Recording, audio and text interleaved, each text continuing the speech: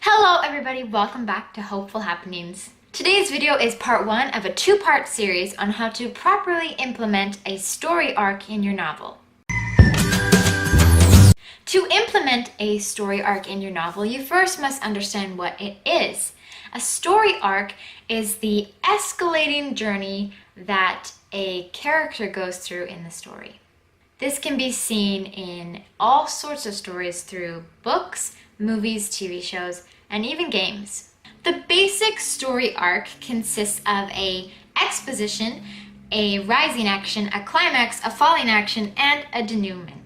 Now, the exposition is the very beginning of the novel. It's where we establish the status quo.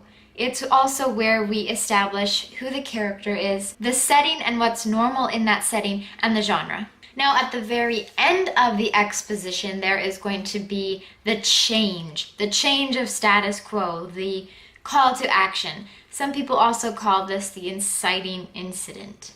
This change will put the character on their quest and lead them into the main action of the story. Now, amateur writers often mess up in the exposition in two different ways. One of these ways is that the writer will take too long to get to the change. There's too much of an exposition, too much of the setting and the world building.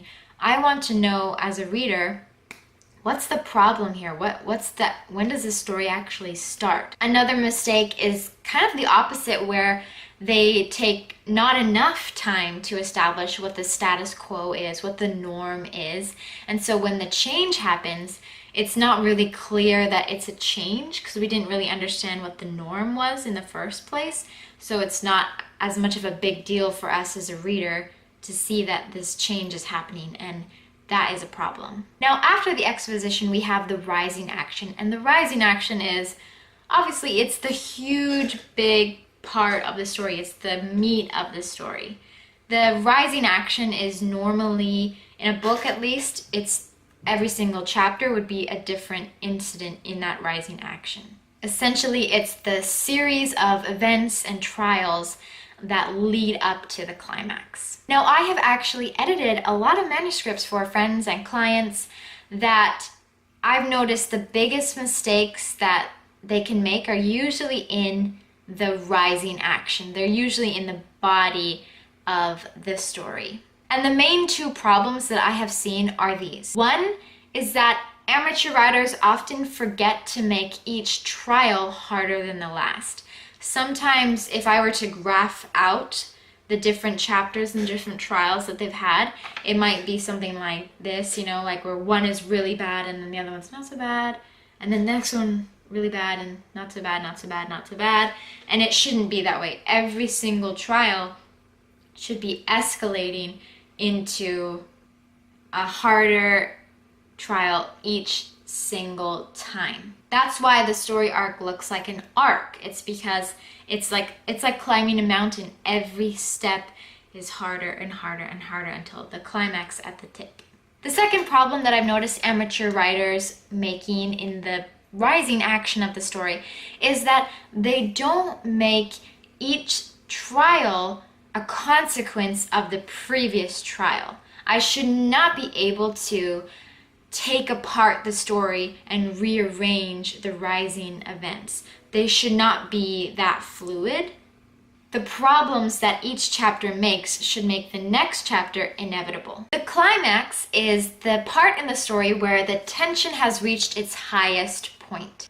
It's the crisis, it's the turning point, it's the final battle. It's also where the conflict gets resolved. So in this highest point of tension and conflict, we will see that resolution to the problem we've been facing for the entire book. Normally, the resolution for books and movies that have villains is that the villain gets defeated. Now, amateur writers often make a fatal mistake in this part of the story.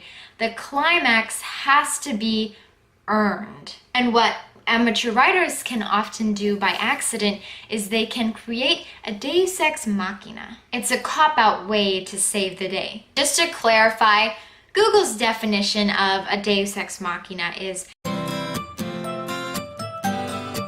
We should be able, if we're really smart and keen, to predict how the climax is going to get resolved. Clues to how it will get resolved should all be there, and they definitely should all have already been introduced.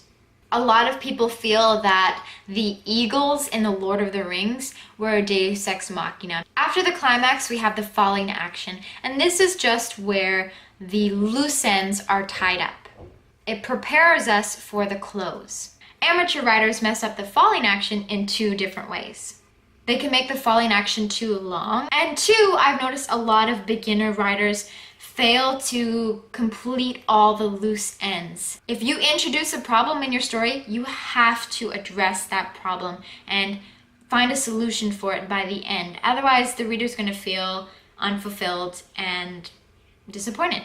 This does not mean that you have to answer all of the questions that you have, but it does mean that if you don't want to answer it in this book, then you shouldn't give us too much knowledge where we feel like we're missing something. Now, lastly, we've got the denouement. This is the close. This is the final end to the book, the movie, the game, whatever it is.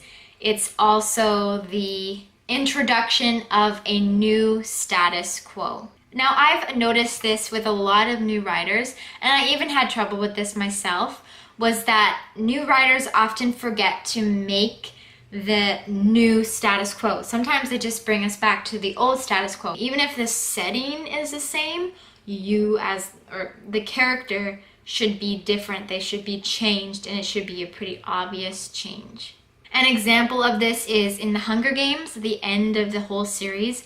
Katniss is back home, she's with Peeta, she's happy, but there is still clearly evidence that she went through this whole journey in the Hunger Games. She has nightmares, she has psychological issues, she's never going to be the same. And that is a realistic new status quo after what she just went through. So just make sure that the end has a new beginning and that this new beginning shows evidence of the journey that we just went through. There you have it, guys. That is how to implement a story arc into your novel and avoid looking like an amateur with 8 different specific examples. Good luck with your writing, and if you have any questions at all, please comment below. If you would like to see more videos like this, please subscribe down below. Thank you so much. Bye, guys.